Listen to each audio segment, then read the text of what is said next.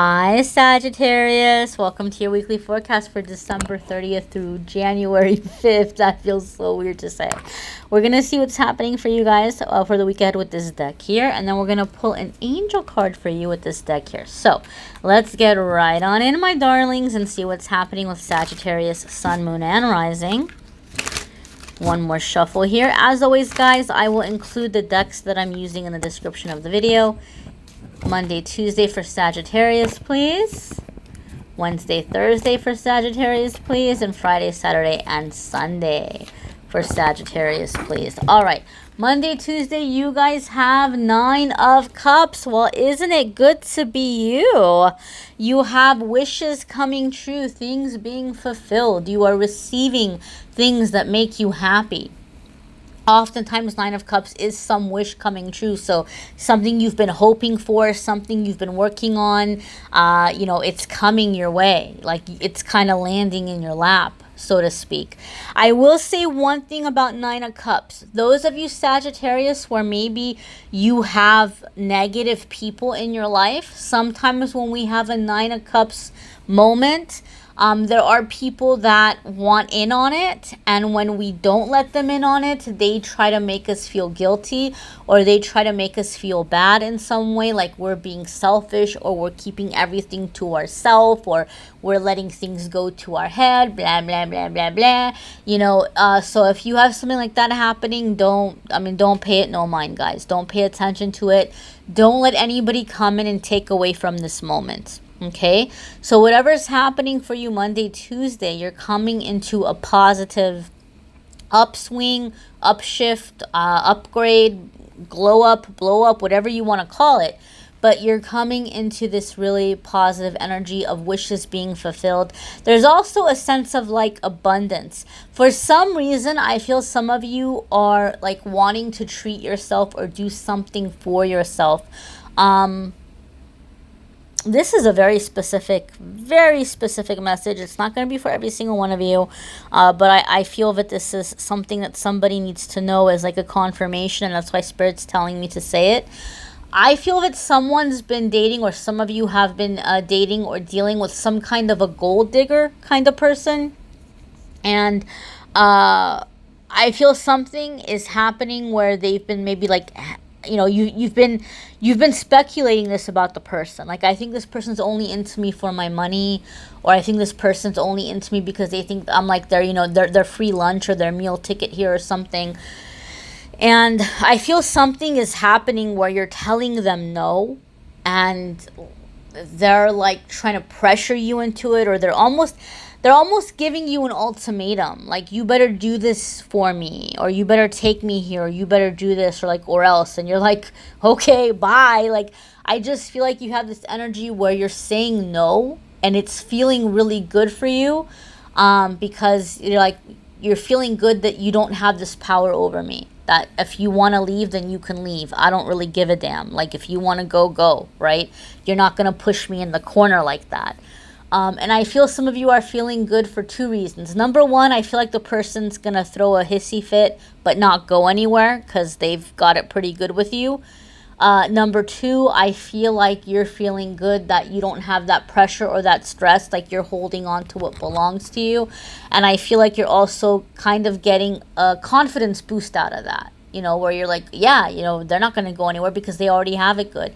And some of you might start keeping your eye open, or keeping your options open for something better. I mean, if it was me, I wouldn't even deal with something like that to begin with. But you do you. But I really feel like some of you, like, your eyes are opening up to see that you have other options. You have other opportunities, that this person's not going to threaten you. This person's not going to push you in a corner, that you don't have to, like, you know, cower and be like, oh my God, anything you want. I think somebody thought they had it like that, and it's going to feel really good for you when you make them realize that they don't got it like that. Okay. Again, you know, this is going to be not for all of you. It could be for somebody's moon or somebody's rising. It may not be for Sagittarius sun. It could be for a Sagittarius moon, rising, or Venus. You know, but yeah. Again, not for every single one of you. These are general messages. Your Wednesday, Thursday is 5 of coins.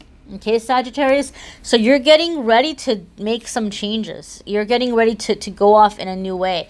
9 of Cups makes me feel like you did have some kind of blessing come in.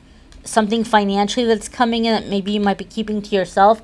And 5 of Coins makes me feel like you're thinking about expanding on it. Okay, so maybe like, oh wow, this money came in, I'm gonna invest it, or I'm gonna start a business with it, or my side hustle's really picking up, it's becoming a business, maybe it's time to leave the 9 to 5, or just something is coming in, an investment or something, and it's feeling kind of scary for you. Some of you, it will be a relationship, it will be walking out of a relationship, but 5 of Pentacles here makes me feel like you're the one making this change, you're the one embarking on this new path. The only thing is that you're feeling a little kind of uneasy about it because you don't know how it's going to happen or how it's going to pan out, right? It can feel a little bit scary. Whenever we're at 5 of Pentacles, it's scary, but we also at the same time feel kind of forced. It's different from the Fool card, because when the Fool card comes up, you're like, woo, off I go, yay! You know, you're like, whatever. You're really optimistic. But when 5 of Pentacles comes up, you're like, oh gosh, here goes nothing. You know, like there's a little bit more of like a fear behind it. But some of you who watch my readings, you will have heard me say this in the past. 5 of Pentacles for me is like the Jeff Bezos card or the Wizard of Oz card. You know, Jeff Bezos, he's one of the richest, you know, people on the planet. And yeah, people comment, oh, well, he lost a bunch of money. He's okay. He's all right. Like, he's not suffering, you know. But he started Amazon out of the garage of his home with his wife. I mean, little did they know back then that it was going to become this big, massive thing, right? Or Wizard of Oz, like Dorothy's kind of off on this adventure and she's looking for guidance. She's looking for answers. She's lost. And she finds her soul tribe. She finds her group of people. So it's kind of like you will look back on this time in the future and say, man, like that time had its charm. It had its romance. It had its moments. And little did we know back then that we would end up here. You know, like little did we know what an adventure we would have. Little did we know the people that we would meet. So even though it's scary, there's a lot of really good things that happen on the 5 of Pentacles journey and path. You are going to have to be careful with your money. Okay, this doesn't mean that you can just go in willy-nilly, like just, oh, high hope, super positive, everything's going to be great. 5 of Pentacles does indicate that, you know, you can be successful, you will be successful, but you have to be balanced. So whatever this time of plenty is coming in, you know, be cautious as you're going through the transition. Make sure you have some tucked away, or make sure that you're not putting in more than you can risk, you know, if you don't get it back right away. Be balanced with your finances and you'll be okay. Your Friday, Saturday, and Sunday is you have Queen of Swords, okay? I don't know why, but I call Queen of Swords my mother-in-law card. I'm like traumatized by my ex-mother-in-law. I don't know why, guys, but sometimes I when I see Queen of Swords, I think about that. So some of you could be having, you know, maybe mother-in-law doesn't like with what you're doing or something, but not necessarily. It's not going to be a mother-in-law for every single one of you. Queen of Swords could have to do with an air sign, a feminine air sign energy that you may be dealing with. If you have air in your moon or in your rising, then that part of you could really be coming up, stepping up, and being very helpful and beneficial for you with these new plans and ideas. But overall, guys, whatever's happening, this new path that you're going on, Queen of Swords lets us know that you're getting very detailed about it. You're getting very clear about it. And you're eliminating any kind of riffraff from your path. Like, you don't have the patience for it. Like, Queen of Swords is like, you're either with me or I'm gonna, you know, cut you out of the way. Like, it's all or nothing with Queen of Swords. And you're either gonna roll with her or you're gonna, you know, get out of the way or be dealt with, right? Like, she's not gonna suffer fools. She's not gonna suffer anything that's gonna waste her time. She's gonna get what she wants. It's her way or no way with the Queen of Swords. So some of you could be coming into that element with yourself. Like, you're not going to tolerate anybody who's speaking negatively, or you're not going to tolerate anybody who's wasting your time or being very demanding, or anybody that's like trying to get into your pockets. Like, you might be cutting out a lot of riffraff. You might be cutting out certain people or certain situations that you find, man, this is really draining me and I don't want it anymore. I'm not going to tolerate anything draining me. For other ones of you, it could definitely be you coming into that energy. So, or it could be someone that you're dealing with. It could be somebody that you're dealing with. Somebody may be giving you an ultimatum saying, I don't like this new path that you're on.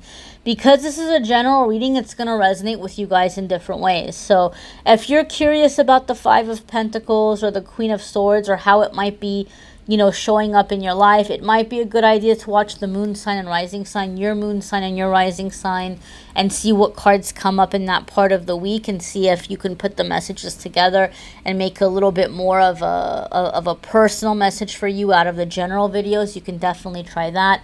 If you don't know your moon or your rising, you can go to cafeastrology.com and figure it out. They do not pay me, guys, for going there. It's a free site anyway. Nobody's making any money by you going there and checking out your moon and rising sign or figuring it out. Let's go ahead and see what your angel message is, guys. And don't forget to watch your 2020 forecast, guys. I did 12 months, month by month, for each zodiac sign for 2020. That is linked in the description. Watch your 2020 forecasts as well. Oh, very nice. You got the same angel message for the week as did Leo. So this might be like a double message for you if you have Leo in your chart and you're watching your Sagittarius moon or rising or something. And I'm not an astrology expert. I know sometimes it's impossible for certain planets or things to I don't know. I don't follow astrology. I read intuitively. But angel of relaxation, you have let go of desired outcomes and you will get what you want. Okay, so energy here coming up where you're going to have a lot of time to rest, think, recharge. A lot of the times for me, angel of relaxation is letting us know that energetically you need to step back from something. You're working really hard, you're putting your work in it, you're putting your effort in it, but at the end of the day you have to energetically let it go. Like I did my best. Don't take your work home with you. Don't be laying in bed thinking about it, analyzing it, you know. Let it, you did what you did for the day, now it's time to disconnect. It's very much, to me, I always give this analogy with this card, like if you're in a swimming pool and you're trying to swim, like say it's like a big Olympic sized swimming pool and you want to get from one end to the other end as fast as you can, and you're like, I'm gonna swim so hard, but you're swimming so hard, you're just splashing the water like crazy, you're gonna sink more than you're gonna swim. You're not gonna cover a whole lot of ground. But if you were to glide, if you were to have your movements a little bit more graceful or a little bit more gentle, or even if you were just to completely rest and just float, let your body relax into the water and let yourself carry on that water, just float on the water in its natural movement, you will get from one end to the other a lot faster than if you're just punching and kicking the water as hard as you can. There has to be a balance. There is such a thing as pushing too hard, right? And so I always use that swimming analogy. In swimming, there is such a thing as like pushing too hard. You have to be in the right kind of balance. And so angel of relaxation is asking you to allow yourself to relax. You're doing the work, you're putting in the effort, but also allow for the flow. Okay, my darlings? Again, watch your moon and rising. Watch your 2020 forecast. The channeled angel messages for January will be up soon, as will the love readings for January. They'll be up in the next couple of days. So if you haven't hit subscribe and hit the notification bell, do that so you get a notice when those are up. I thank you so much, guys, for watching, liking, sharing, commenting, subscribing. I am wishing you an amazing, happy, abundant 2020. Have a wonderful week. Have a happy new year. Take care, Sagittarius.